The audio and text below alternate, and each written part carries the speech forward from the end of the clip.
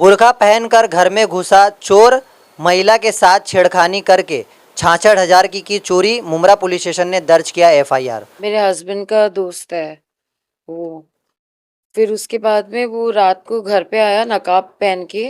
बोले तौहीद है क्या? तो मैंने बोला नहीं है करके। तो उसने धक्का मारा। धक्का मारा तो जबरदस्ती के उस पे उसने मेरे साथ करने की कोशिश की। तो मैं उसको जैसे धक्का मारी ना, तो उसने मेरे को ब्लेड से, मैं उसके पास सामान था, उसने यहाँ पे मेरे को मार दिया। गर्दन पर। हाँ, गर्दन पे मेरे वार है। वो हुआ तो जब मेरे को चक्कर आने लगी तो मेरा लॉकर खोल के उसमें पैसे जो थे 60,000 और उसके ऊपर जो मेरे पर्स में थे वो उसने ले लिया। और लेके और मतलब वो जो बाम्बू था मेरे घर में उससे मेरे को उसने बहुत पीटा। फैसल से कैसे आया था, मतलब हुलिया क्या था या कैसे बुर्खा उसने पहन फायदा? के आया वो। बाकायदा वो बुर्खा पहन के आया था। वो पूछा तौहीद है क्या? मैंने बोला नहीं तौहीद नहीं है करके। जब उसने ऐसी हरकत किया। तो रात में कितने बज रहे थे? रात में 12-5 हो रहे थे। तो ये हाँ। चोरी करने के बाद मतलब कैसे फरार हो गया या कैसे आपको? फरार हो गया वो, फट से भागा। जैसे ये ऊपर आए ना, उस इनके 2 मिनट पहले, उसके 2 मिनट पहले ही वो भाग चुका था यहाँ से। मुंबई टीवी हर खबर सच के साथ। मैं हूं अफजल शेख और आप देख रहे हैं मुंबई टीवी। 2 जून की दरमियानी रात में एक ऐसी वारदात मुमरा के चांदनगर में घटी जहां पर महिला के साथ छेड़खानी करते हुए फैसल शेख ने 66,000 रुपये की चोरी की। हालांकि कैसे इसकी पहचान हुई और कैसे इसने पूरे मौके का फ़ायदा उठा करके चोरी की, उस बारे में बातचीत करने के लिए हमारे साथ पीड़ित महिला मौजूद है, जो बताएंगी कि किस तरीके से फैसल शेख ने जो है इनके साथ छेड़खानी करते हुए इनके घर पर चोरी की है। 2 जून को क्या हुआ था और ये फैसल है कौन? फैसल जो हमने निकाह किए थे ना उसके अंदर उसने साइन किया था। मेरे हस्बैंड का दोस्त है वो। फिर उसके बाद में वो रात को घर पे आया नकाब पहन के। बोले तौहीद है क्या? तो मैंने बोला नहीं है करके। तो उसने धक्का मारा। धक्का मारा तो जबरदस्ती के उस पे उसने मेरे साथ करने की कोशिश की। तो मैं उसको जैसे धक्का मारी ना, तो उसने मेरे को ब्लेड से, मैं उसके पास सामान था, उसने यहाँ पे मेरे को मार दिया। गर्दन पर। हाँ, गर्दन पे मेरे वार है। वो हुआ तो जब मेरे को चक्कर आने लगी तो मेरा लॉकर खोल के उसमें पैसे जो थे 60,000 और उसके ऊपर जो मेरे पर्स में थे वो उसने ले लिया।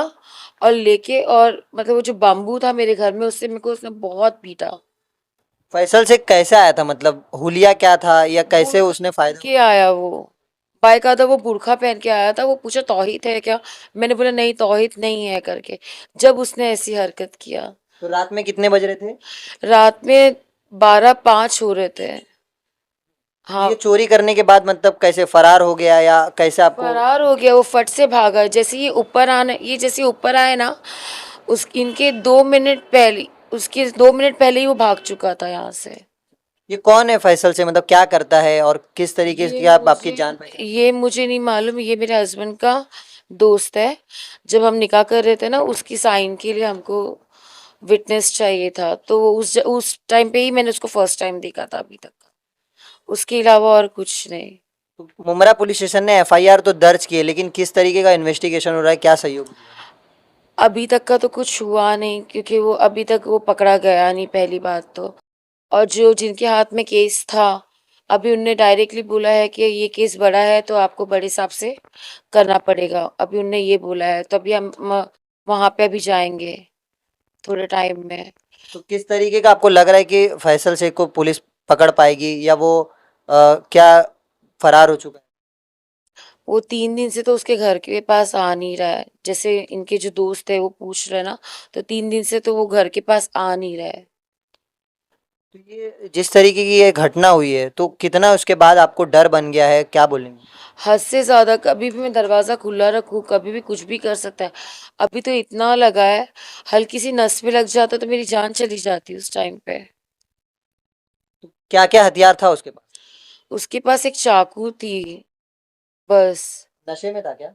वो मेरे को इतना समझ में नहीं आया उसको देख के, मगर उसने ऐसी हरकत कर दिया एकदम डायरेक्टली। वो बोलते ना आंख पे ही चढ़ने के लिए। और जैसे ही धक्का मारे उसने यहाँ पे मेरे को वार मारा। और डायरेक्टली वहां पे वो लॉकर है, आप वो लॉकर खोल के देख सकते हैं। पूरा लॉकर उसने तोड़ के पैसे निकाल लिया है उसमें। और उसमें एक चेन थी मेरी नानी की, बहुत पुरानी। ठीक है, तो वो भी लेके गया। और हाँ, एक मैंने पुलिस वाले को ये चीज़ बोला है करके मेरी चेन गई, तो वो मुझे बोल रहे करके पेपर ला के दो।